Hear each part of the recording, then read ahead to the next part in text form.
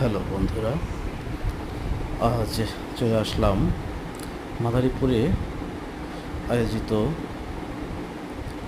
বৃক্ষমেলা প্রদর্শনে।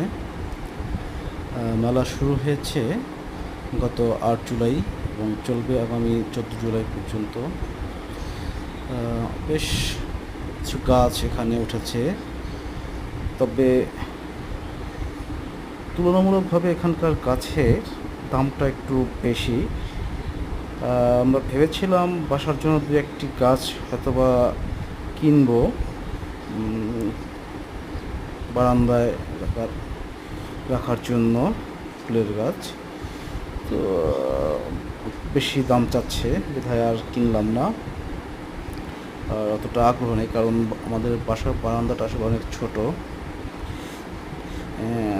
এই জন্য আর কিনিনি। আপনারা দেখতে পাচ্ছেন এখানে আম গাছ, তবে মনটা বেশ ভালো হয়ে গেছে এখানে যাওয়ার পরে।